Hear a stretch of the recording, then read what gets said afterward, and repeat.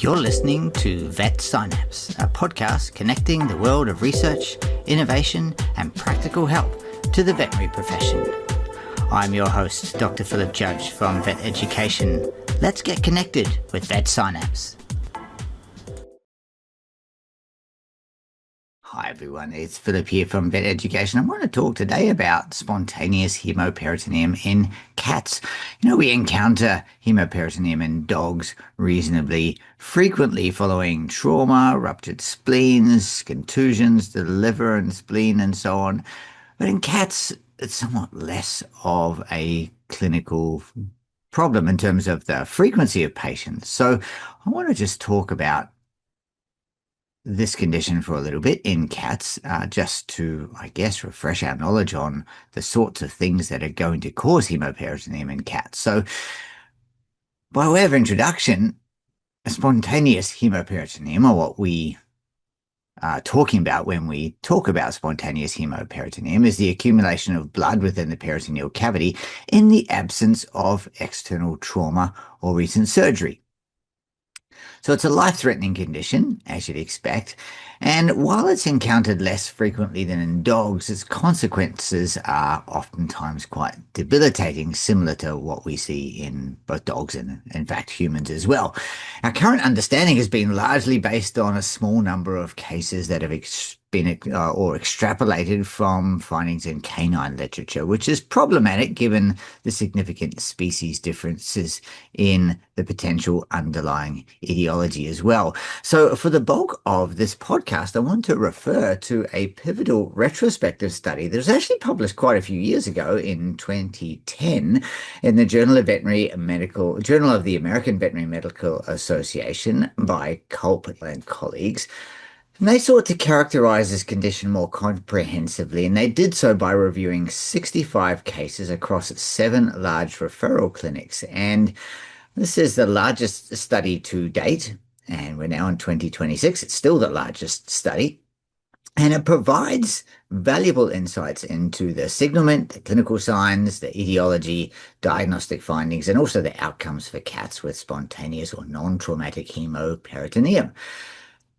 So, what about the causes? One of the most critical findings of this study was that distribution of underlying causes. Now, in contrast to dogs, where neoplasia accounts for approximately 80% of spontaneous haemoperitoneum cases, the etiology in cats was nearly evenly split between neoplastic causes and non-neoplastic causes. In this study, neoplastic causes comprised 46% of the presenting cases, and non-neoplastic causes were 54%. And neoplastic causes included hemangiosarcoma. In fact, that was the most common neoplasm that was diagnosed in 60% of cats with cancer. The spleen was the most frequent location for the neoplasia, and that was found in about 37% of cases, followed by the liver. And other reported neoplasms that could cause haemoperitoneum in the cat included hepatocellular carcinomas, lymphomas, and also various other adenocarcinomas. Among the non-neoplastic causes, remember non-neoplastic causes in this study comprised 54% of the cases of haemoperitoneum. The most common non-neoplastic causes were coagulopathies, and that was about 23%, and also hepatic necrosis, so acute liver damage. Coagulopathies were secondary to conditions including sepsis, anticoagulant rodenticide toxicity, as also pancreatitis. Other notable causes included bladder rupture, rupture of the liver secondary to amyloidosis, and also gastrointestinal ulceration. So this study highlighted that liver disease, whether neoplastic or non-neoplastic, was the most common organ system involved, accounting for about 40% of all the cases.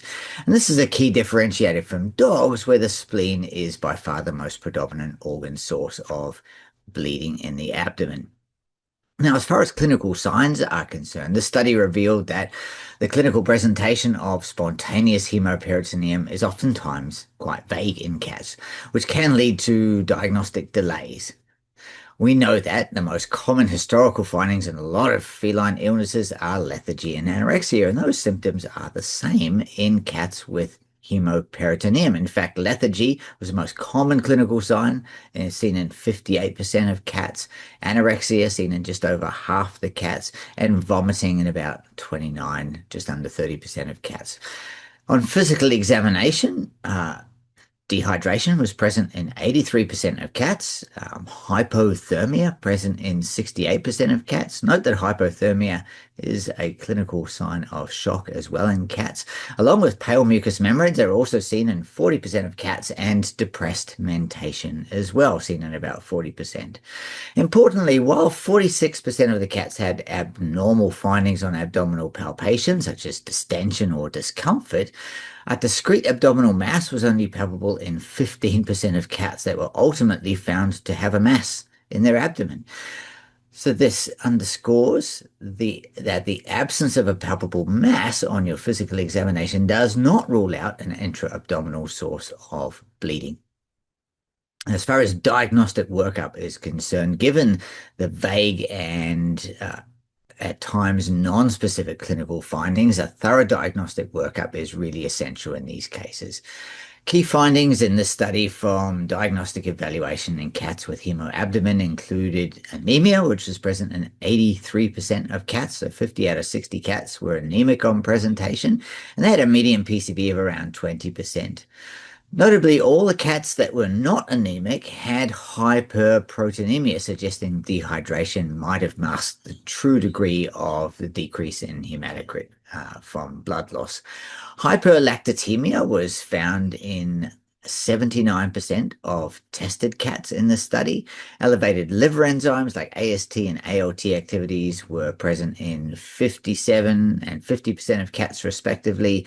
And while this can be due to primary liver disease, it can also result from hepatic hypoperfusion. The study noted, however, that elevations were much less common in cats without liver disease. So if your cat doesn't have liver disease, they're less likely to have increases in liver enzymes. Coagulopathies were a frequent finding, with approximately 77% of tested cats having a prolonged prothrombin time and 76% having prolonged partial thromboplastin time as well. Abdominal ultrasonography was performed in this study in 46% of cats and was effective at detecting effusion in 100% of cases and identified abdominal masses in only 43% of cases. The spleen and the liver, most common sites for the identified masses. So if the mass is anywhere else in the cat's abdominal cavity, it's less likely to be found on ultrasound. Abdominocentesis was the primary method for diagnosing haemoperitoneum, so done in 52% of cases, and the mean PCV of that peritoneal effusion was 21%, which is similar to the mean peripheral blood PCV, which was 22%, which kind of confirms the active hemorrhage. As far as treatment of haemoabdomen in the cat is concerned, it does require intensive patient monitoring and intervention in order to get a good outcome. And this study highlighted both medical and surgical interventions. Medical stabilization, given the high prevalence of anemia, hypoperfusion, and coagulopathies, aggressive medical management to treat shock with IV fluids, to manage low PCV with blood transfusions with either packed red blood cells or whole blood, and also plasma products for resolution of coagulopathies is really important, regardless of whether or not you subsequently go on to perform surgery. Surgical intervention was performed in only 22% of cats, so that's 14 out of the 65 cats in this study. And procedures included splenectomy, liver lobectomy, exploratory laparotomy for biopsy. Remember, diseases like amyloidosis can also cause bleeding. The authors suggest that more aggressive surgical exploration might be warranted, as over half the cats had potentially treatable non-neoplastic conditions. So surgeons, you and I, should be prepared to address hepatic disease, which was the most underlying organ involvement. Overall, the prognosis for these cats with spontaneous haemoperitoneum was quite poor, with only 8 of 65 cats, that's 12%, surviving to discharge. And of those that survived, the median survival time was only 54 days. However, some lived up to 5 years, so you can get some outliers there as well. The median survival time in cats for neoplasia was 11 days. For cats with non-neoplastic disease was 61 days. The majority of cats, there was 77% were euthanized, which might reflect the severity of the underlying disease, financial constraints, or, importantly, a perceived poor prognosis. So it's really important to differentiate neoplastic from non-neoplastic causes in the preoperative period if you can. And this study attempted to identify some factors that might help differentiate between neoplastic and non-neoplastic cases as an aid for surgical planning and also client communications as well. And what they found was that cats with neoplasia were significantly older, so an age of greater than 12, had a high degree of specificity, 86% for detecting neoplasia, and the PCV of cats with neoplasia was significantly lower on presentation. So a PCV of less than 22% had a sensitivity of 85% for detecting neoplasia. So if you've got an old cat with a low PCV, they have about an 85% risk of having neoplasia as their underlying cause. While these factors aren't definitive, they might help inform an index of suspicion. So again, if you have a young cat with a slightly higher PCV, you may not be dealing with a neoplastic lesion. You may be dealing with a coagulopathy. You may be dealing with a gastroduodenal ulcer, for example, that's bleeding.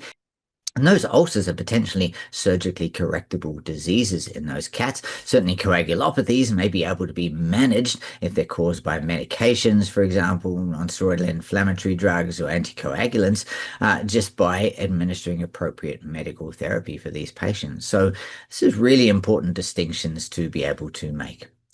So to wrap up, you should consider haemoabdomen in sick cats. Spontaneous haemoperitoneum should be on the differential list for any cat, especially older cats presenting with vague signs of lethargy and anorexia and clinical signs of shock, and definitely if you're detecting anemia as well. Note that the etiology or the cause differs in cats from dogs. So unlike dogs, the cause is nearly as likely to be non-neoplastic, like a coagulopathy or hepatic necrosis, as it is to be neoplastic, like hemangiosarcoma, with liver disease being a common underlying location for that disease. Stabilization should involve intensive stabilization efforts, including fluid therapy, blood product administration, and, especially given the high prevalence of coagulopathies and anemia. Surgery really seriously warrants consideration, given that over half the cats in this study had potentially treatable non-neoplastic conditions.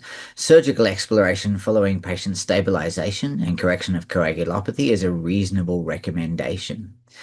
Because even though while the overall survival to discharge rate was low in this study and this population of cats, those with non-neoplastic disease can survive for months and even years with appropriate treatment. And so by understanding the unique characteristics of spontaneous haemoperitoneum in cats, we're much better able to both diagnose and stabilize more effectively and have more informed conversations with our owners about the potential causes and the prognosis. I'm going to put a link to the article that this podcast was citing, Culp and colleagues there, Spontaneous Haemoperitoneum in Cats, 65 cases in JAVMA from 2010. Hope you enjoyed the podcast and know a little bit more about haemoperitoneum in cats. Take care, everyone. If you'd like to hear more of this podcast, why not become a Vet Education member, where you'll not only get access to podcasts, but our entire webinar library, plus a huge journal library, special offers, discounts, and a whole lot more. Check out the website veteducation.com for more details.